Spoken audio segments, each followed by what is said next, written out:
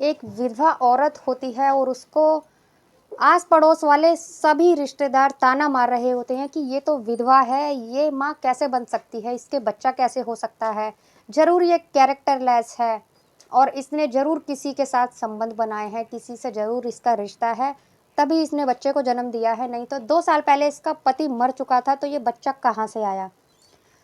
दोस्तों, वीडियो में आगे बढ़ने से पहले अगर अच्छी लगे तो लाइक कर दीजिए, चैनल को सब्सक्राइब कर दीजिए, कमेंट कर बताइएगा आपको वीडियो कैसी लगी। मैं गीता गुप्ता, स्वागत है आप लोगों का मेरी आज की एक नई सच्ची कहानी में। जय माता दी। दोस्तों, ये कहानी राजस्थान के पासवाड़ा की है। वहाँ एक आदमी था जिसका नाम सोहन था और उसकी बड़े लोगों में भी बैठना उठना था उसका। और वो होता है, उसका एक छोटा भाई होता है, उसकी पत्नी होती है छोटे भाई की। तो उसकी 2 साल पहले उसके छोटे भाई की मौत हो जाती है और फिर उसकी पत्नी बचती है और उसके 2 बेटे होते हैं, एक 12 साल का और एक 14 साल का, दोनों बेटे होते हैं। तो उसके भाई की जब मौत हो जाती है तो उसकी नज़र अपने छोटे भाई की बीवी पर रहती है और वो उसके संग ज़बरदस्ती करने की कोशिश करता है, लेकिन हमेशा वो उसको हटा देती है, भगा देती है। तो एक दिन मौका देखकर वो ज़बरदस्ती उसके कमरे में घुस जाता है और उसके संग ज़बरदस्ती करता है। बहुत विरोध करती है वो, लेकिन वो नहीं मानता, वो नहीं अपने आप को बचा पाती और वो उसके साथ ज़बरदस्ती करता है और उसके साथ संबंध बनाता है। तो ऐसा ही करता है और वो उसे धमकी भी देता है। हर 2-3 दिन छोड़कर वो उसके साथ ऐसे ही करता था और वो कुछ नहीं कर पाती थी, सिर्फ रोती थी और चिल्लाती थी, लेकिन वो कुछ नहीं करता था, कुछ नहीं कर पाती थी, अपने आप को बचा नहीं पाती थी। अब धीरे-धीरे उस औरत को खुद पर भी घिन आने लगी कि ये क्या हो गया है मेरे साथ और ये नहीं होना चाहिए था, मैं कैसे सँभालूँ, क्या करूँ, क्या ना करूँ? यही सोचती रहती है वो। अब उसने अपने घर वालों का, अपने मायके वालों उसको बोलने लगी, उसको धमकी देने लगी कि मैं अपने घर पर बता दूंगी, पुलिस वालों को बता दूंगी, तुम कहीं के नहीं रहोगे, मैं तुम्हारी सच्चाई सबको बताऊंगी। तो उसे डर लगने लगा। अब वो उसको उसका आना जाना उसने बाहर बंद कर दिया, कहीं भी उसे जाने नहीं देता था। यहाँ तक कि आस पड़ोस में भी किसी ने ये नहीं सोचा कि वो औरत कहाँ गई, यहाँ पे एक विधवा औरत भी रहती थी, वो कहाँ गई।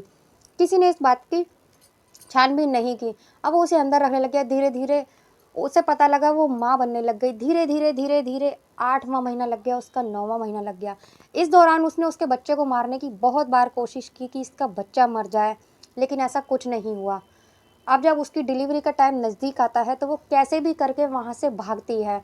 वहाँ से भागकर वो सीधा अपने मायके में ही जाती है, जो कि वहीं होता है शंभूपुरा में। उसके माँ बाप रहा करते थे, उसका मायका शंभूपुरा में होता था। वो सीधा वहाँ जाती है। वहाँ जब जाती है तो उसकी तबीयत ख़राब हो जाती है और उसे एक हॉस्पिटल में एडमिट करवाते हैं उसके घर वाले, जो कि वो एक बेटे को जन्म देती है। लेकिन अफ़सोस की बात, जब वो बेटा होता है तो वो मरा हुआ होता है, क्योंकि वो बहुत दुखी थी और उसके साथ बहुत मारपीट की गई थी, इसीलिए वो बेटा मरा हुआ पैदा होता है। जब आस पड़ोस वालों को पता लगता है तो वो लोग सब आते हैं, सब देखते हैं, तो एक की 4 बात बनाते हैं कि ये तो विधवा थी, इसका तो 2 साल पहले पति मर चुका होता है, फिर इसके बच्चा कहाँ से हुआ। उल्टी सीधी बातें करते हैं उसके बारे में, कहते हैं ये लड़की अच्छी नहीं है, पति के मरने के बाद इसका किसी के साथ रिश्ता है। सब तरह तरह की, जितने मुंह उतनी बात होती है। तो फिर उसको एहसास होता है कि मैं अपनी इज्जत को यूँ बर्बाद होने नहीं दूंगी, और जिसने ये सब किया है वो तो आराम से सबके बीच बैठा है। और जिसने ये सब किया था सोहन ने, वो आराम से सबके बीच रहता, बैठता, उठता था पहले की तरह। उसकी इज्जत में ज़रा सा भी कोई फ़र्क नहीं आया था और ना ही किसी ने उसके ऊपर उंगली उठाई थी।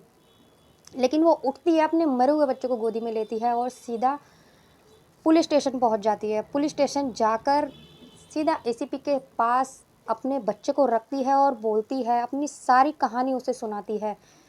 जब सारी कहानी उसकी सुनते हैं तो उनकी भी आंखों में आंसू आ जाते हैं और वो सुनकर सीधा उसको अरेस्ट करते हैं। उसके जेठ के पास जाते हैं, उसको अरेस्ट करते हैं। अरेस्ट करने के बाद में उसका बैठना उठना बहुत बड़ी बड़ी जगह था, तो वो ज़मानत पे बाहर आ जाता है। उसका जो बच्चा होता है मरा हुआ, उसका डीएनए टेस्ट भी करवाया जाता है, उससे मैच कराया जाता है, सब सबूत मिल जाते हैं। फिर भी वो अपने पैसों के बल पे, अपने रौब के बल पे उसको ज़मानत पर रिहा कर दिया जाता है और अभी भी वो फ़रार ही घूम रहा है, उसको कोई सज़ा नहीं हुई।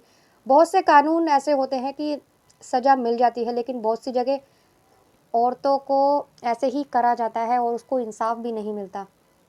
तो इस कहानी में उसको इंसाफ नहीं मिला था, लेकिन फिर भी उसने दोबारा से जीने की कोशिश की और वो उसने दोबारा से समाज में उठने बैठने लगी, अपनी इज्जत को उसने बरकरार रखा फिर भी। और अब भी वो जी रही है अपने बेटों के साथ और अब वो एकदम ठीक है।